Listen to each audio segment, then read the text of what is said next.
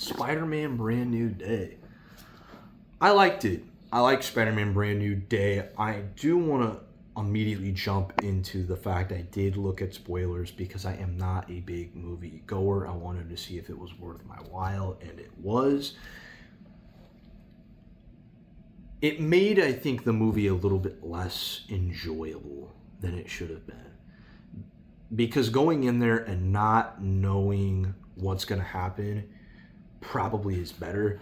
I went in there knowing what was going to happen, and it warped my perception because I was like, oh, this is going to happen, this is going to happen, and I knew this, and I knew everything that was going to happen in the movie, which made it a little bit less enjoyable, where if I saw it, I don't know if I was as high on it as everyone else is, but going back into my memory bank, absorbing this movie, and really thinking about it, it's awesome.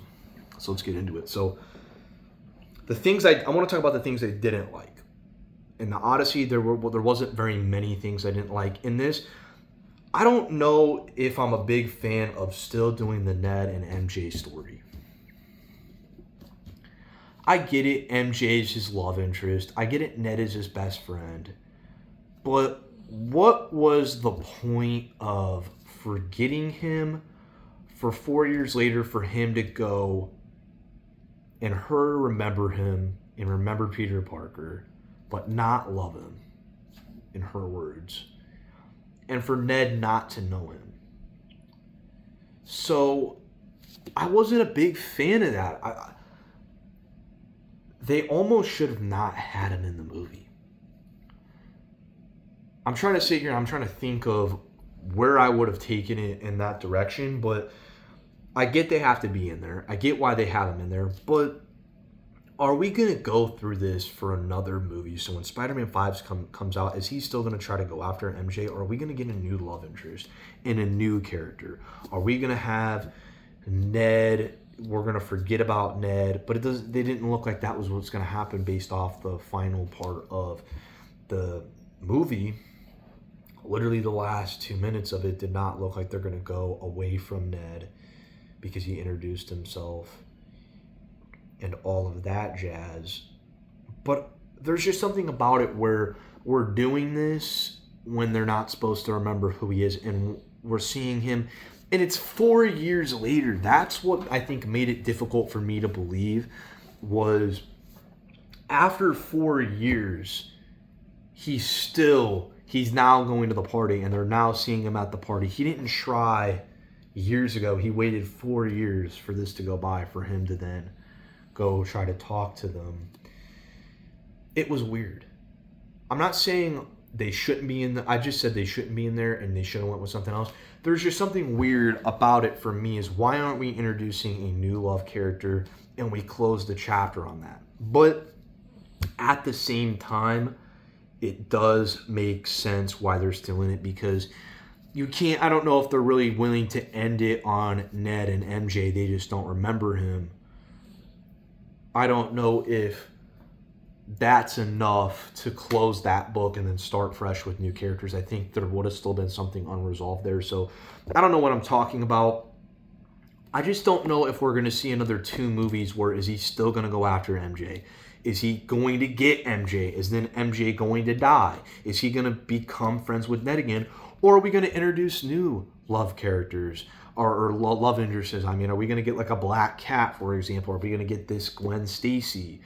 Are we going to have him maybe become friends with Harry Osborn? Are we going to introduce these characters slowly into this version of the MCU where, he's still friends with Ned, but he's come to realize that, guess what?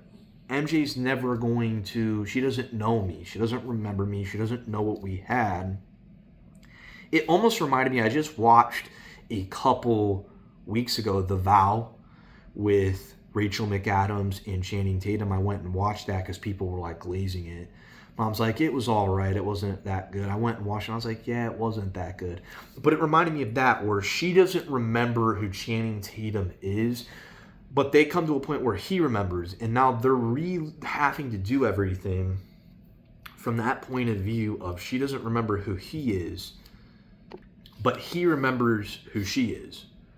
I don't. If you haven't seen The Vow, that's kind of, she forgets, he remembers. He's still trying to go after her, but she doesn't remember the falling in love aspect. It's a kind of a complicated thing to explain, but we're getting that almost where she doesn't remember Peter, so she has to fall in love with Peter all over again. He is still in love from the looks of it. She's got to fall in love again, which they left it ambiguous that they could still get together. But then it's like, why? I don't know. It's just weird to me that we closed that chapter. Why are we opening this back up if they're going to remember him? Why make him forget in the first place if we're going to go in there and they're going to make him remember to begin with? So that was basically my only negative. Everything else was positive. What I dislike is what this movie told me was Spider-Man is awesome, but Hulk needs his own movie, because the Hulk in this looked freaking awesome. Why are we not getting a Hulk movie? I heard they don't want to put in the time, the money, the effort because they don't think Hulk is a big character. I think after seeing this movie and seeing how big and how scary and how cool the Hulk looked, I think we're going to see a Hulk movie sooner rather than later after this, or we should. Or even a TV series, something. We need something Hulk. The Hulk is supposed to be this really cool character, and he's been lame since Avengers Endgame. And he was lame in Infinity War as well. And he looked awesome in this. He looked the scariest he ever looked. He looked mean. He looked fun. A movie of the Hulk, I think, would do really well. Now, things I enjoyed about this movie. I really enjoyed the suit. I enjoyed the visuals.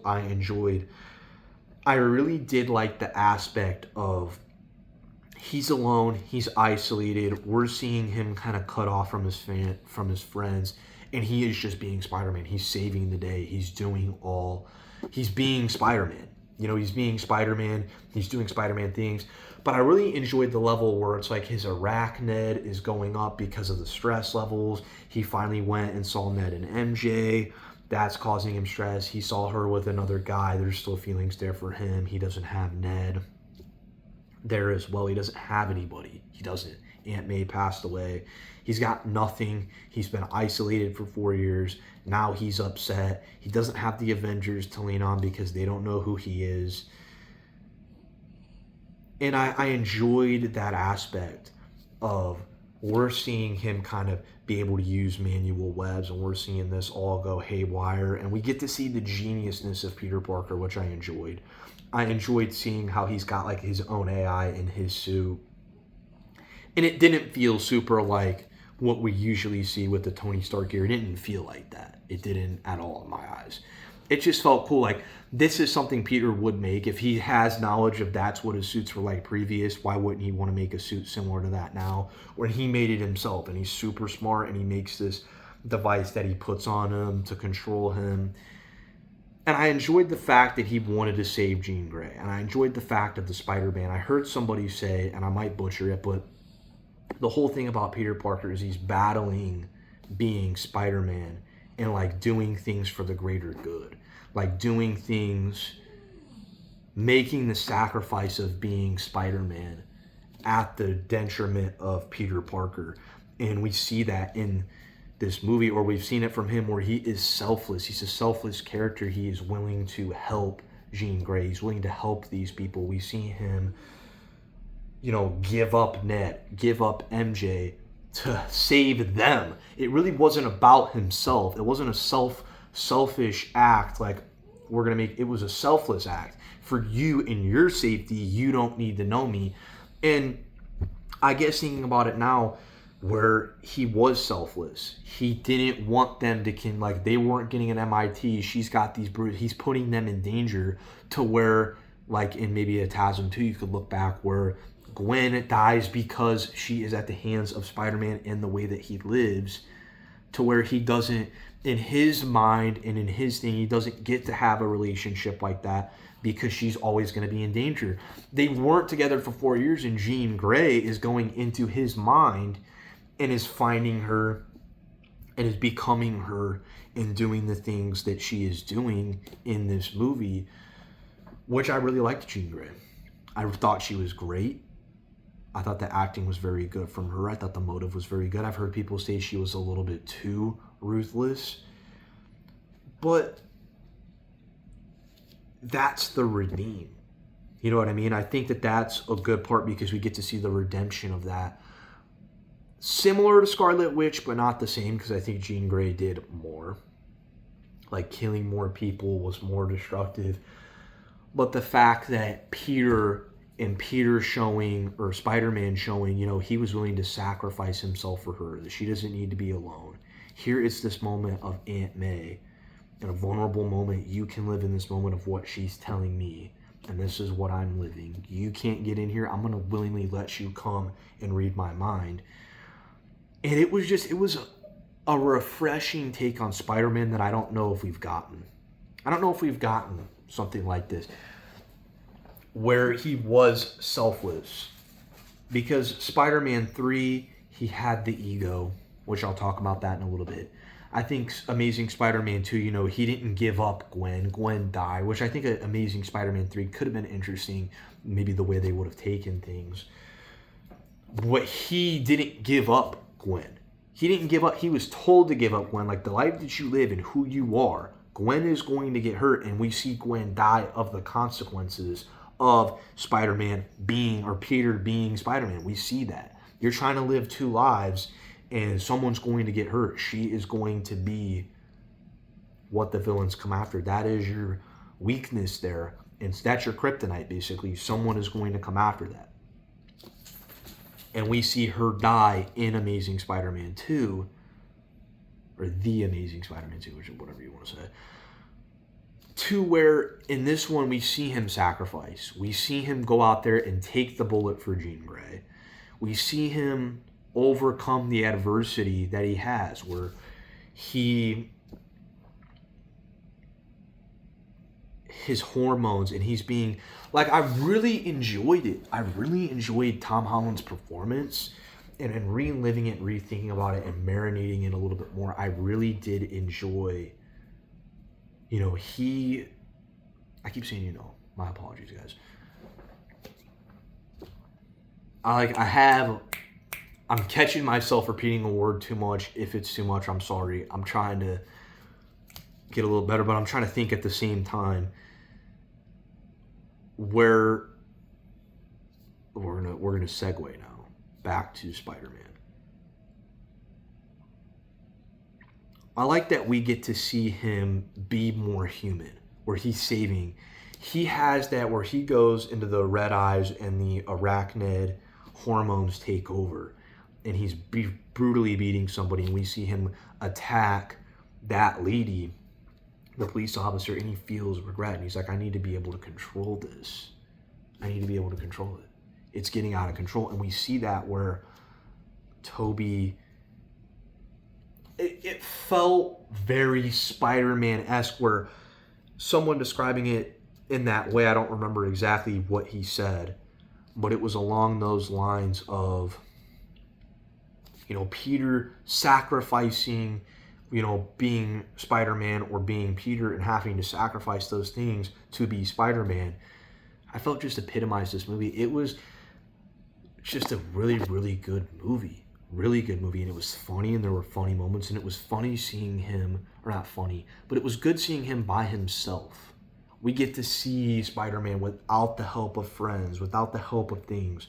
You know, Frank Castle was in this movie, and he helped occasionally. It wasn't major. He was outstanding in this movie.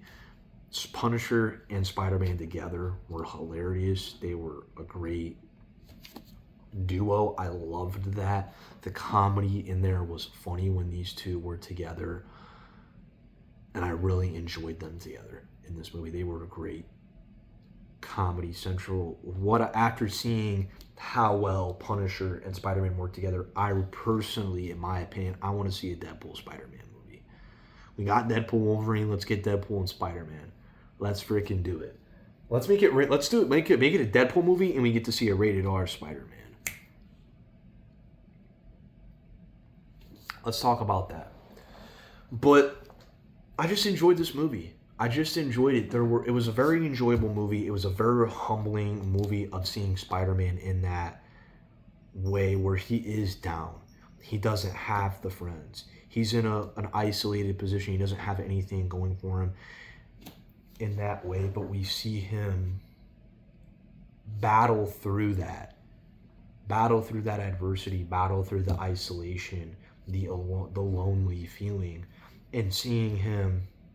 And they said that the message was like, you can do this with people, you don't need to do it by yourself. There's people you can do this with. And having Jean, where we have that redemption for Jean. So now when we go and we see Jean Grey in this X-Men movie, it's going to be interesting because Spider-Man changed that. And I liked that. I liked the vibe of Spider-Man in this movie being selfless and being the hero that he is. I just don't know if I've seen that in a Spider-Man movie. I mean, I'm sure in TASM he wasn't like that. And I don't think in the Tobey movies he was like that. And it was refreshing seeing him be sacrificial, and then like he almost dies, and seeing everybody come to the aid of Spider-Man. And it was like a good feeling after seeing him in No Way Home, and everybody's trashing him, and everybody hates Spider-Man, and Spider-Man should be in jail. It was really nice to see the city rooting for rooting for Spider-Man, and everyone rooting for Spider-Man. Seeing the city, seeing people, seeing even Frank have that moment with him, that he respected him enough when he shot him, he felt upset. And he was like, I need help. And I've heard people say they didn't like, I heard one person say off of another podcast that he didn't really like that because it felt undeserved from Frank's character. But I felt that tracked for Frank's character in this movie, where MJ tells him, he's going to need you. He needs your help, and he's there. I think I liked that. I liked that we got to see Spider-Man was such a, he doesn't choose, like, Punisher's going to go try to kill Jean. And he's like, I'm going to be able to, I can save Jean. I can save her. Let me save her. And I enjoyed that. Like, that was such a cool moment where we see him, and he's so, like, humble, and he's, how would I describe it? He's humble. It's not that he's humble, but he's such a beacon of hope. And he is so, like, on the pedestal of, doing everything right and not trying to kill Jean and not doing things. Like, I can't really describe it. The fact that it touches Punisher is what I'm saying. Like, his sacrifice, the things that he's done, touches Punisher enough to where Punisher feels bad for shooting him. And he's like, man, like, I've come and I've seen a lot of people, but what you've done takes balls. What you've done takes courage to take the bullet for somebody like Jean. Just thinking about it, like, it's really, like, it was a really fascinating story of seeing Spider-Man, that kind of character, where this is what Spider-Man is supposed to be. This is always what he's meant to be, is he's meant to be this sacrificing character. And I loved that. And I give this movie an 8 out of 10, maybe a 9. I think The Odyssey was better. I think this was really good. I think this is one of the best Spider-Man movies we've had in a really, really long time. I would say it's up there for me personally. Spider-Man 3 is my favorite Spider-Man, just with nostalgia, but I went back and rewatched it. And I'm going to talk about that a little bit. We're just talking about Spider-Man here. I'm going to give you a review, but we're talking about Spider-Man while we're here. I like Spider-Man 3, and when I went back and watched it as an adult, last time I watched it, I was like 15. Maybe I tried to watch it like 16, 17. But watching it as 20 years old, Spider-Man 3 really tackled, and we really saw Tobey in that movie be extremely egotistical, even without, like, there were subtle nuances that I picked up on, where he makes everything about himself. Like, MJ loses, or I can say, no, I blanked. MJ in this movie, Mary Jane in this movie, she lost her job. I'm trying to remember it. Lost her job at the opera, or her singing. She lost that, and then he kind of made it all about himself. Like, the way he's coming off, where he's kissing Gwen, and they're making a parade on him, and he's sipping his own Kool-Aid. He really was sipping his own Kool-Aid. He's like, well, I'm a spider. I can relate to that because as Spider-Man, he wasn't, even though you don't really want to defend Mary Jane in those movies just because she was kind of a punk in those films. She was just really, really annoying. And I don't know if that's a hot take. I think that's universally agreed upon that she was like a Skylar from Breaking Bad. She was like that level of annoying in that trilogy. But there was something where you have to almost defend her the way Peter was acting, and you could see where she was coming from, because he was being very egotistical even before that. Like I said, sipping the own Kool-Aid, where he was talking about it from here, and he's like, oh, look at the shot. So he's like, why would you kiss? Well, she wanted it, like I was giving Spider-Man, I was giving people. She was like, that was our kiss. Like, when you think about it, you're like, ugh, I'm not liking this. But really, objectively, you look at that, you can see the egotistical, and you see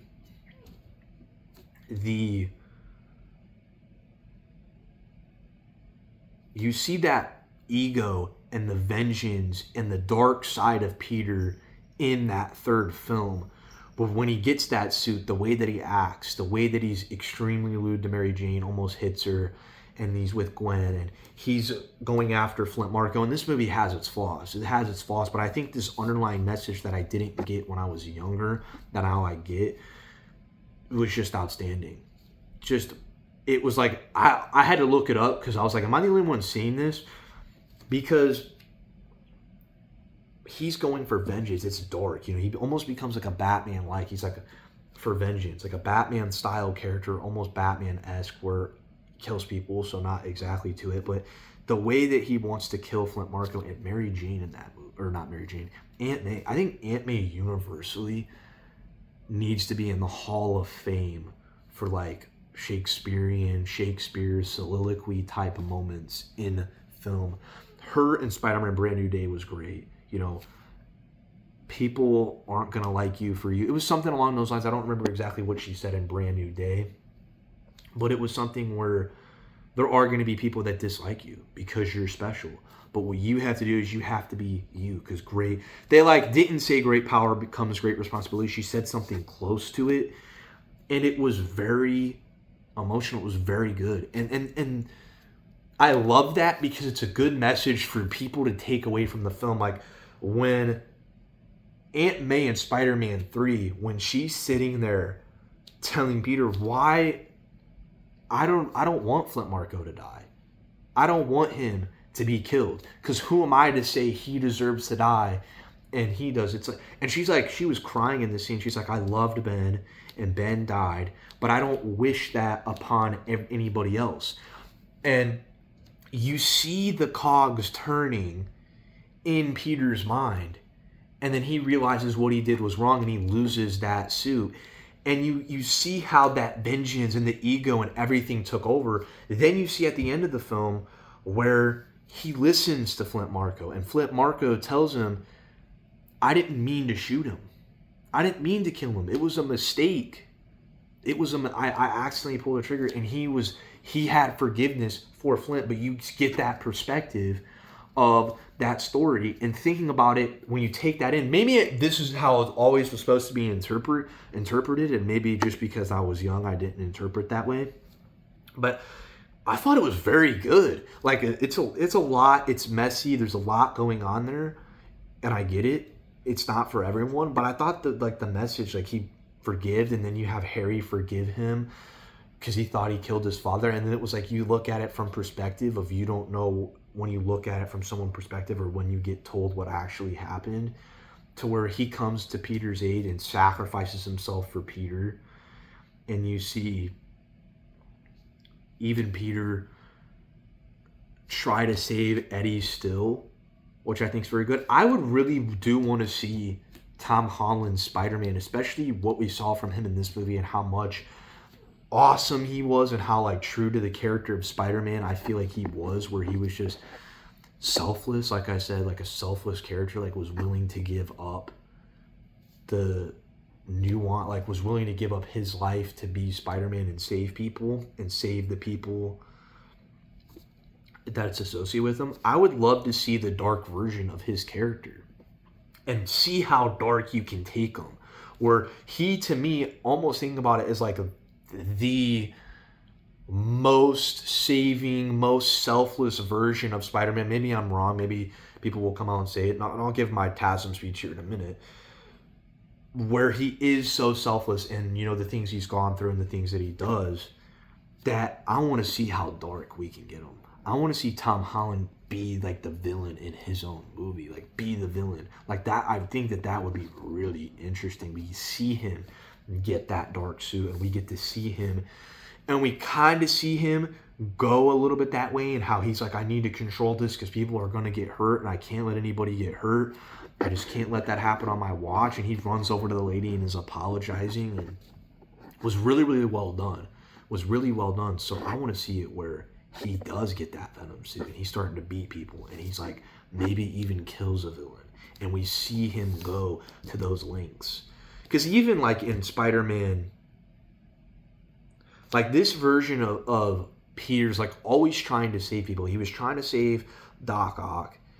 Like he's always kind of come off like even Peter killed that one guy in the first Spider-Man movie. And in TASM 2 or TASM 1, I feel like Andrew Garfield's the least like Spider-Man, and I know people really like his Spider-Man, but the scene that always kind of upsets me and doesn't ring true to Spider-Man to me is where this is before Uncle Ben died. I just went in that movie and just watched it to make sure that's what happened, where they had that like little scent thing for like Make-A-Wish or whatever.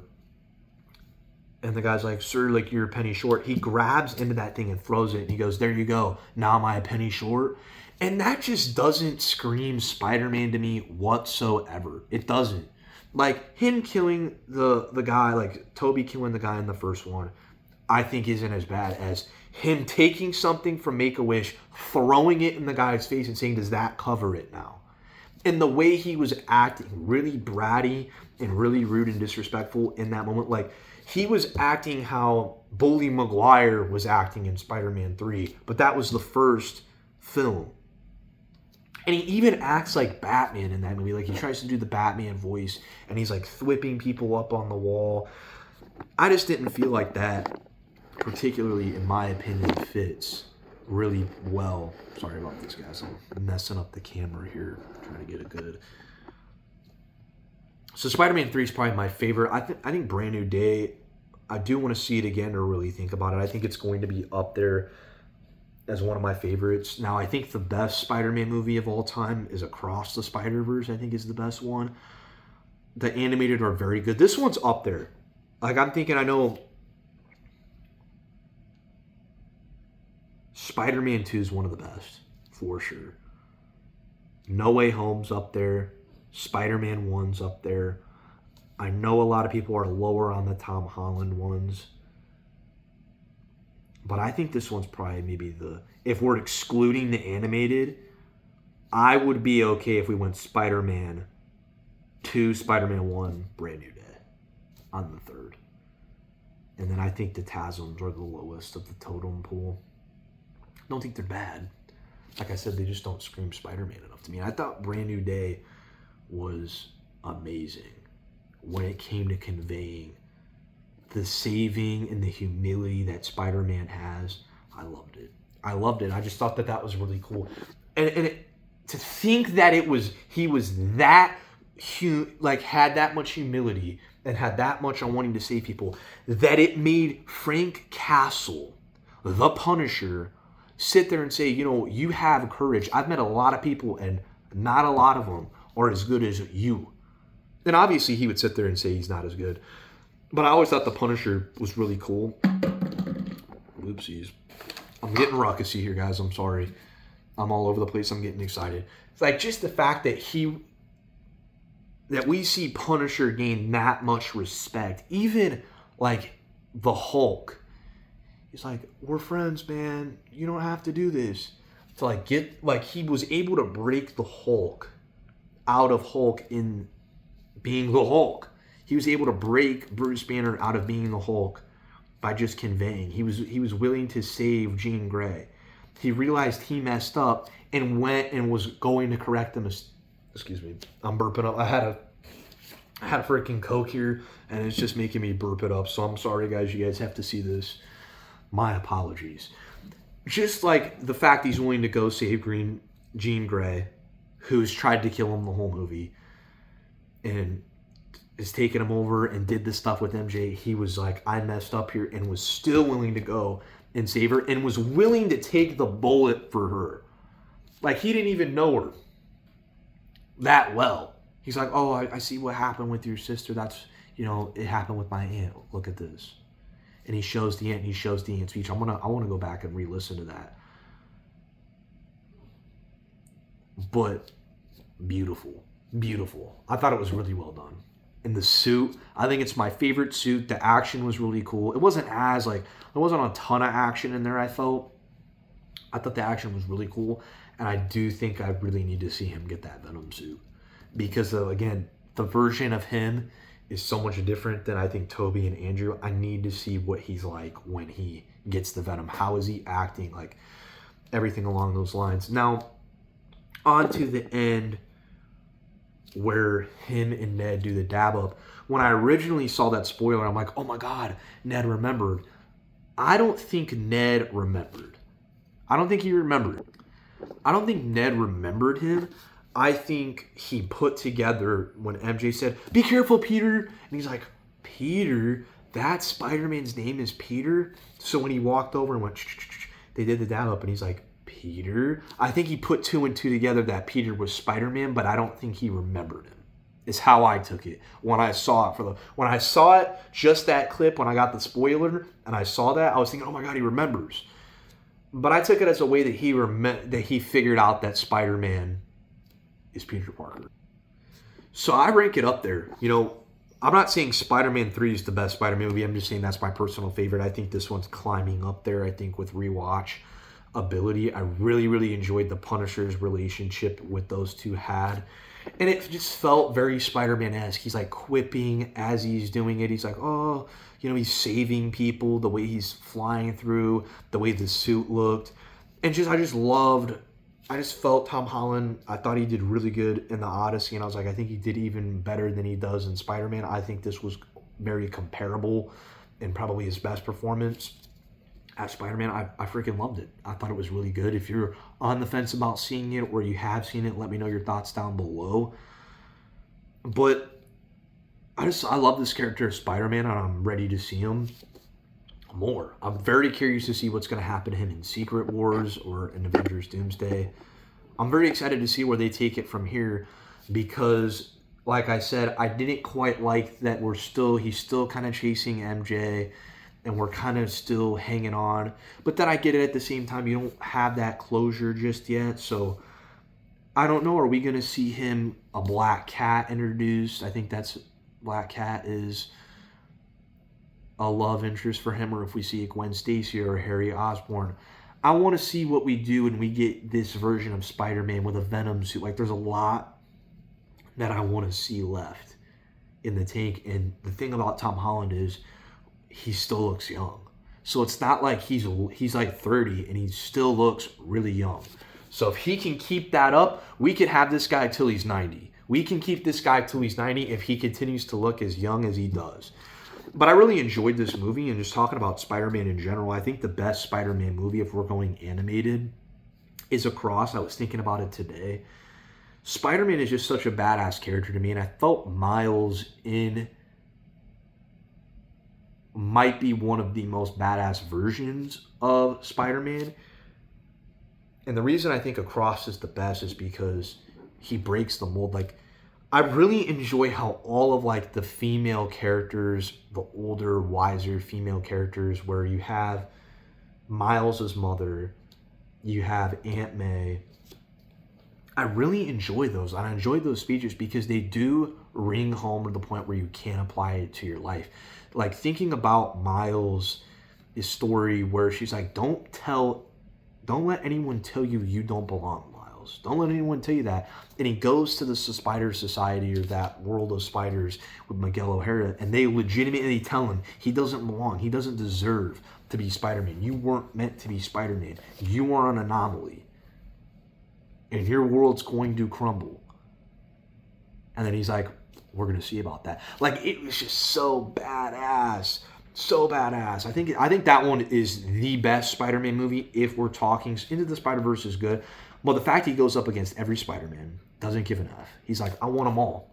Let's take them all on. I'll take them all on. I'll take on all Spider-Man to prove, oh, I don't belong here. He outsmarts him. He outwits him. And he's willing to go up against his own friends to do it. I just felt like that. Like, he broke the mold. And then you figure out, Gwen figures out that, oh, that she left and her father was still alive and he quit the force, and it changed the, like, continuity event, or the, whatever they called it. The things that have to happen to make Spider-Man a Spider-Man, like Uncle Ben has to die, but she left and he didn't die. So it changed that reality. It changed it. So I thought that was really cool, and I think that one's probably the best Spider-Man. I just love Spider-Man as a character, man. He is just so fun. And the numbers they're doing for this movie just show he's probably the #1 superhero of all time. You just can't replicate it. Everyone we've got's been pretty good. Where Andrew Garfield, even though he's not my personal favorite, the way he, like, his suits are freaking awesome. The way that he flips through, he even quips. He's great. He's great. I'm just saying there were things in the writing in that story that I didn't particularly enjoy. Toby, I think Toby's my favorite. After this Tom performance, Tom might take it for me. Andrew, I loved them together. They had great on-screen chemistry, them three. Toby's got such a sweet spot because that's who I grew up watching. I'm 20, but that's who I grew up on. Him in Spider-Man 3. Seeing him come back on the screen in Spider-Man No Way Home was just a treat for me. The interaction I need to see from my childhood is I need to see Tobey Maguire's Spider-Man, and I need to see Tobey Maguire's Spider-Man next to Hugh Jackman's Wolverine in Avengers Doomsday. That, I will walk out of that movie giving it a 10 out of 10 if I get to witness that. That would be cinema for me if I got to see that. But I just love Spider-Man. I love Spider-Man. I love talking about Spider-Man. Spider-Man is one of those characters where he's just awesome. I never really enjoyed Superman because I felt Superman was always, or I didn't feel. I know Superman's just so overpowered. So it's like, what kind of story are you going to do with him? Where Spider-Man's not that level, and he's got just the amount of caring of Superman. Like the way that he cares, the way that he takes the bullet for Jean, the way that he helps Banner. Everything about it was awesome. Everything about it was awesome. I highly recommend it to anybody that loves Spider-Man. And I sat there and I was a real cocky kid when I first came on to the scene about how bad movies have been lately. And they've really... I told you that... Excuse me. I told you guys that these Marvel movies freaking save. Like, is it as good as The Odyssey? No. Like, story-wise, everything like that? Not really. But I love freaking Spider-Man, man. I love Spider-Man. Love him. He's so cool. What is there not to like about Spider-Man? Like, you can fly, but thinking about, like, if I had a web shooter, how easy would things be? Where I could just go thwip, pull it to me. Now I got my soda. Now, oh, my car's flipped over. Good to go. Like, how awesome. And the spider sense is freaking awesome. And I do love how we're seeing the spider sense in these movies conveyed, where we get to see him have that spider sense when he figures out that Jean Grey. Loved that. I love how we're getting to see the spider sense on the main stage, because we don't really get to see it. We don't really get to see it, I feel like, in the Amazing Spider-Man, like, other than he catches something, or... But seeing it with, like, people that mind control, and when Doctor Strange blasted him out, even in that movie, I thought it was really cool. So, Spider-Man's one of those characters who I just love.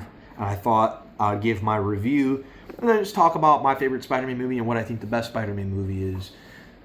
Because can watch any Spider-Man. I think the animated have just done an amazing job, especially when it's not the normal Peter Parker story. The Miles Morales story that they've done for him, and the way that they did it into Across and Beyond. I'm so excited for that. That's the next Spider-Man movie. I can't wait, and I will be here to review it. I hope you guys all enjoyed Spider-Man. I hope you have a great rest of your day, and I'll see you guys in the next one.